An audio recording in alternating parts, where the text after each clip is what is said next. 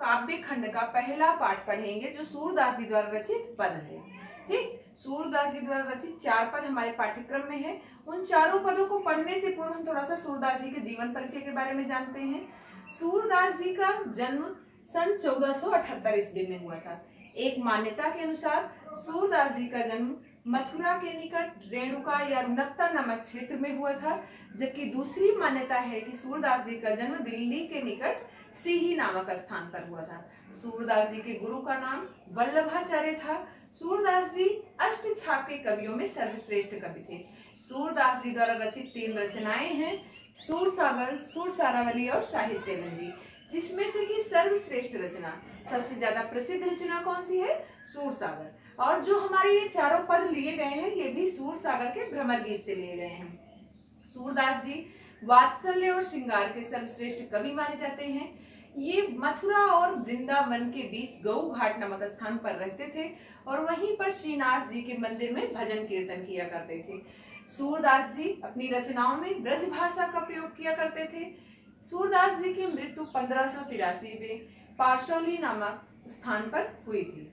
अब हम देखते हैं कि हमारे ये पद जो लिए गए हैं, पहला पद सूरदास जी द्वारा रचित ये जो पद है ये सूरसागर के भ्रमर गीत से लिए गए हैं। कृष्ण जी मथुरा चले जाते हैं, वहां से वो जा करके गोपियों के लिए उद्धव के माध्यम से योग का संदेश भेजते हैं। उद्धव कौन है? उद्धव श्री कृष्ण जी के मित्र हैं। वो योग के संदेश को लेकर के आते हैं और गोपियों को योग का संदेश सुनाते हैं। तो गोपियां उस योग संदेश को सुनने के बजाय प्रेम मार्ग के संदेश को सुनना पसंद करती हैं। वो प्रेम मार्ग की राह पर चलना चाहती हैं। और जब ये बातें होती रहती हैं, उसी बीच एक भंवरा आता है और उस भंवरे के माध्यम से गोपियां उद्धव पर व्यंग्य करती हैं। तो हमारे पहले पद में देखिए, उद्धव तुम हो अति बड़भागी। बड़भागी का अर्थ क्या है? भाग्यवान। अपरस रहत सने तगातै नाहिन मन अनुरागी। अपरस का अर्थ है अछूता, तगा का अर्थ होता है धागा। ठीक, अनुरागी, अनुरागी का अर्थ है प्रेम या स्नेह। पुरैन पात रहत जल भीतर तारस दे न दागी। पुरैन पात का अर्थ है कमल का पत्ता और दागी, दागी का अर्थ है धब्बा। ज्यों जल माह तेल की गागर, माह का अर्थ है में, बूंद नता को लगी, जल की बूंदे टिकती नहीं है। प्रीति नदी में पांव न बोलो। प्रीति नदी का अर्थ होता है प्रेम की नदी। पांव का अर्थ है पैर, बोरो का अर्थ है डुबोया। दृष्टि न रूप परागी, परागी का अर्थ होता है मुग्ध होना। सूरदास अबला हम भोरी गुड़ चाटी जो पागी। गुड़ चाटी जो पागी, जिस प्रकार चींटी गुड़ में लिपटती है उसी प्रकार हम भी श्री कृष्ण के प्रेम में अनुरक्त हैं। ये है हमारे पहले पद का शब्दार्थ। अब हम इसका भावार्थ देखते हैं कि यहाँ पर गोपियां क्या कह रही हैं। उद्धव तुम हो अति बड़भागी। यहाँ पर सूरदास जी कहते हैं कि गोपियां उद्धव से कहती हैं, व्यंग्य कर रही हैं उद्धव के लिए, हे उद्धव तुम तो अत्यंत ही भाग्यशाली हो, भाग्यवान हो। अपरस रहत सने तगातै नाहिन मन अनुरागी। क्योंकि तुम श्री कृष्ण के साथ रहते हुए भी उनके प्रेम के बंधन से अछूते हो। तुम्हारे मन में उनके प्रति थोड़ी सी भी अनुरक्त नहीं है, अर्थात तुम प्रेम और स्नेह से वंचित हो। पुरैन पात रहत जल भीतर तारस दे न दागी। पुरैन पात का अर्थ है कमल का पत्ता। जिस प्रकार कमल का पत्ता जल के भीतर रहता है किंतु उस पर जल की एक बूंद भी टिकती नहीं है। ज्यों जल माह तेल की गागर, जिस प्रकार जल में तेल की गगरी रहने पर भी बूंद न ताको लगी, उसमें जल की एक बूंद भी टिकती नहीं है, उस पर मिलती नहीं है। प्रीति नदी में पाँव न बोलो दृष्टि न रूप परागी। और हे उद्धव तुम तो अभी तक श्री प्रेम की नदी में पाँव भी नहीं डुबोए हो, दृष्टि न रूप परागी, और ना ही तुम्हारी दृष्टि कृष्ण की तरफ आकर्षित हुई है, कृष्ण की तरफ मुग्ध हुई है। सूरदास अबला हम भोरी गुर चाटी जो पागी। सूरदास जी कहते हैं कि गोपियां कह रही हैं, हे उद्धव हम तो अबला और भोली हैं, गुड़ चाटी जो पागी। जिस प्रकार चींटियां गुड़ में लिपट जाती हैं और उसी में अपने प्राणों का त्याग कर देती हैं, उसी प्रकार हम भी श्री कृष्ण के प्रेम में पूरी तरह से अनुरक्त हो चुके हैं।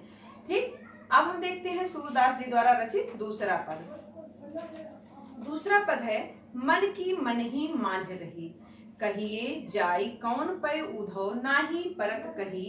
अवधि आधार आस आमन की। आधार का अर्थ है आधार, आस आवन की तन मन बिथा सही। बिथा का अर्थ होता है व्यथा, आवन का अर्थ है आगमन। अब इन जोग संदेशन सुन सुन। जोग संदेशन योग का संदेश। बिरहिन बिरह दही। बिरहिन कौन है? वियोग में जीने वाली, वियोग में जीने वाली गोपियां। बिरह दही, बिरह की आग में जल रही हैं।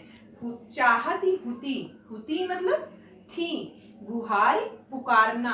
जिता ही जितनी बार। उततय उतनी ही बार। धार बही योग की प्रबल धारा रूपी अश्रु। सूरदास अब धीर धरहि क्यों मर्यादा न लही। धीर का अर्थ होता है धैर्य, मर्यादा का अर्थ है मर्यादा या प्रतिष्ठा। ना लही नहीं रखी। ये हुआ सूरदास जी द्वारा रचित दूसरे पद का शब्दार्थ। अब हम भावार्थ देखते हैं। मन की मन ही मांझ रही। यहाँ पर सूरदास जी कहते हैं कि गोपियां उद्धव से कहती हैं, हे उद्धव मेरे मन की बातें तो मन में ही रह गई। कहिए जाई कौन पे उद्धव ना ही परत कही। हे उद्धव हम तो श्री कृष्ण से बहुत कुछ कहना चाहते थे, ना ही परत कही, किंतु अब हम कुछ भी कह नहीं पाएंगी। अवधि आधार आस आवन की तन मन बिथा सही। इतने दिन से हम तन और मन की बिथा को सह रहे थे। किसको आधार मानकर? कि श्री कृष्ण के आने को आधार मानकर, कि श्री कृष्ण आएंगे और हमारी व्यथा दूर हो जाएगी, हमारा दुख दूर हो जाएगा। इस वजह से अभी तक हम अपने शरीर के और मन के पीड़ा को सह रहे थे। अब इन जोग संदेश सुन सुन। लेकिन अब ये आपसे जो संदेश भेजे हैं, जो योग का संदेश भेजे हैं, इसे सुन सुन करके बिरहिन बिरह दही। और अब तो हम और भी बिरह में जल रहे हैं, और ये अब हमारी बिरह की आग में घी का काम किया है। कौन घी का काम किया है?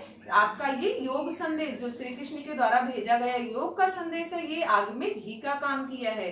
चाहती हुती गुहार जितहि। जितनी बार भी मैं श्री कृष्ण को पुकारना चाहती थी, जितनी बार भी हम श्री कृष्ण को पुकारना चाहते थे, उततय धार बही उतनी ही बार योग की प्रबल धारा रूपी अश्रु। जो योग का संदेश आया है, इसको सुन सुन करके हमारे आंखों से आंसू बहना शुरू हो जाते हैं। सूरदास अब धीर धरहि क्यों मर्यादा न लही। सूरदास जी कहते हैं कि गोपियां कहती हैं अब हम ही धैर्य धारण क्यों रखें, जब श्री कृष्ण को मर्यादा का ख्याल नहीं रहा तो, जब उन्होंने प्रतिष्ठा नहीं रखी तो। अब हम देखते हैं सूरदास जी द्वारा रचित तीसरा पद। ठीक, तीसरा पद है हमारे हरि हारिल की लकड़ी। हारिल कौन है? हरि किसके लिए प्रयोग हुआ है? हरि श्री कृष्ण के लिए प्रयोग हुआ है। हारिल, हारिल एक पक्षी रहता है जो दृढ़ता से एक लकड़ी पकड़े रहता है। क्यों पकड़े रहता है? उसको ये कहीं ना कहीं ये विश्वास होता है कि इस लकड़ी को मैं पकड़ा हूं तो कहीं से भी मैं गिर नहीं सकता। ठीक, इस विश्वास के लिए वो मजबूती से उस लकड़ी को पकड़े रहता है और आराम से ऊंचे ऊंचे बहुत ऊपर तक उड़ जाता है। मन क्रम वचन, मन का अर्थ है मन, क्रम का कर्म, वचन का वचन। नंद नंदन, नंद नंदन का अर्थ होता है नंद का बेटा। कौन? श्री कृष्ण। उर का अर्थ है हृदय। दृढ़, दृढ़ का अर्थ होता है मजबूती से। करी पकड़ी, पकड़ी का अर्थ है पकड़ना। जागत सोवत स्वप्न दिवस निस, दिवस का अर्थ है दिन, निस का अर्थ है रात। कान कान जकरी, जकरी का मतलब है पुकारना। सुनत जोग लागत है ऐसो ज्यों करवी ककरी। सुतो व्याधि हमको ले आए। व्याधि का अर्थ होता है रोग। देखी सुनी ना करी, यह तो सूर तिनहि लय सौंप्यो जिनको मन चकरी। अब हम देखते हैं, ये हुआ शब्दार्थ। अब हम देखेंगे इसका भावार्थ। हमारे हरि हारिल की लकड़ी। सूरदास जी कह रहे हैं कि गोपियां उद्धव से कह रही हैं, हे उद्धव हमारे हरि, हमारे श्री कृष्ण तो हारिल की लकड़ी की भांति हैं, हारिल पक्षी की लकड़ी की भांति हैं। क्यों? क्योंकि मन क्रम वचन नंद नंदन उर। क्योंकि हमने तो मन से, कर्म से और वचन से नंद के बेटे श्री कृष्ण को, उर मतलब हृदय में मजबूती से पकड़ चुके हैं। हम तो मन, कर्म और वचन से श्री कृष्ण को अपने हृदय में पकड़ करके रखे हैं, पकड़ करके मजबूती से पकड़ कर रखे हैं। जागत सोवत स्वप्न दिवस निस।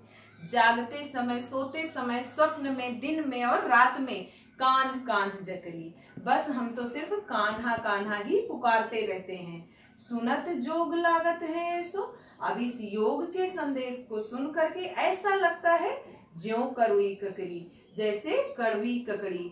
अब यह योग का संदेश हमें कड़वी ककड़ी की भांति प्रतीत होता है। सुतो व्याधि हमको ले आए, देखी सुनी ना करी। यह योग का संदेश तो हमारे लिए एक रोग की भांति है, जिसको ना तो हमने कभी देखा, ना सुना और ना ही किया।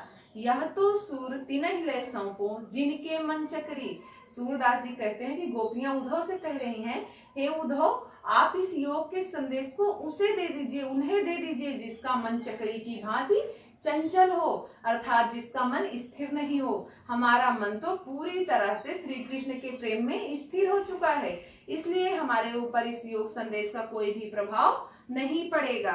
अब हम देखते हैं सूरदास जी द्वारा रचित चौथा पद। हरि हैं राजनीति पढ़ाए।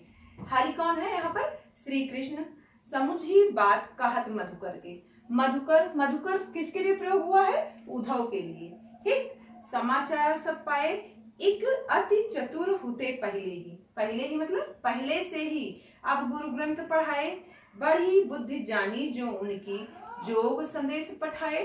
पठाए का अर्थ है भेजना, जोग का संदेश, योग का संदेश। उसके बाद है उद्धव भले लोग आगे के, पर हित ढोलक धाये।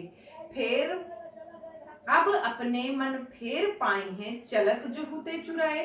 पाई हैं, फेर का मतलब है फिर से, पाई हैं का मतलब है पा लेंगी, पा लेना चाहती हैं। ते क्यों अनीति करें आपुन जो, और अनीति छुड़ाए। राज धर्म तो यही सूर जो प्रजा न जाहि सताए। अनीति का अर्थ है यहाँ पर अन्याय। ठीक। अब इसका हम भावार्थ देखते हैं। हरि हैं राजनीति पढ़ाए। अब यहाँ पर गोपियां कह रही हैं उद्धव से कि हे उद्धव, श्री कृष्ण तो मथुरा जाने के बाद राजनीति पढ़ लिए हैं। समझी बात कहत मधुकर के, समाचार सब पाए। क्यों कह रही हैं ऐसा? क्योंकि वो कहती है कि इसीलिए तो उन्होंने मधुकर कौन है? उद्धव। इसीलिए तो उन्हें समझा बुझा करके आपको हमारे पास भेज दिया है। क्यों भेज दिया है? क्योंकि वो यहाँ का सारा हालचाल जान लेना चाहते हैं, जबकि उन्हें पता है कि उनकी ना रहने पर, उनके वियोग में हम सब की दशा कैसी होगी। फिर भी उन्होंने आपको ये सब समझा करके भेजा है और हम लोगों का समाचार जानने के लिए। एक अति चतुर होते पहले ही अब गुरु ग्रंथ पढ़ाए। एक तो वे पहले ही बहुत चतुर थे। कौन पहले बहुत चतुर था? श्री कृष्ण जी। अब गुरु ग्रंथ पढ़ाए। अब ऐसा लग रहा है कि वहां जाकर के उन्होंने और बड़ी पोथी पढ़ ली है, गुरु ग्रंथ पढ़ लिया है। बड़ी बुद्धि जानी जो उनकी, जोग संदेश पठाए। ऐसा प्रतीत होता है कि मथुरा जाने के बाद उनकी बुद्धि और बढ़ गई है। जोग संदेश पठाए, इसीलिए तो उन्होंने हमारे लिए योग का संदेश भेज दिया। उद्धव भले लोग आगे के, पर हित ढोलत धाये। अब यहाँ पर वो उद्धव की प्रशंसा कर रहे हैं। कहती हैं कि उद्धव तो अच्छे लोग हैं, उद्धव तो भले आदमी हैं, जो दूसरों के हित के लिए डोलते फिरते हैं, जो दूसरों के हित के लिए घूमते फिरते हैं। अब अपने मन फेर पाई हैं, चलत जो होते चुराए। लेकिन अब हम अपना मन वापस पा लेना चाहती हैं। कौन सा मन? जो श्री कृष्ण मथुरा जाते समय चुरा ले गए थे। गोपियां कहती हैं अब हम अपना मन वापस पाना चाहते हैं, जो श्री कृष्ण मथुरा जाते समय चुरा ले गए थे। ते क्यों अनीति करें आपुन जे, और अनीति छुड़ाए। मथुरा वो इसीलिए तो गए थे कि दूसरों पर अन्याय ना हो, अनीति को छुड़ाने के लिए गए थे। जब वो दूसरों के हित के लिए कार्य करते हैं, तब वो खुद अनीति क्यों कर रहे हैं? खुद हम सब पर अन्याय क्यों कर रहे हैं?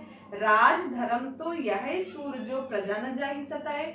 सूरदास जी कहते हैं, गोपियां कह रही हैं उद्धव से कि हे उद्धव, राजधर्म तो यही होता है ना, जो प्रजाओं की रक्षा करे, जो अपनी प्रजा की रक्षा करे। लेकिन यहाँ पर तो प्रजा को सताया जा रहा है। ये राजधर्म नहीं है। राजधर्म तो ये है कि प्रजा को कोई भी दुख ना पहुंचा पाए, सब प्रजा की रक्षा करें। तब वो हम सब पर अन्याय क्यों कर रहे हैं?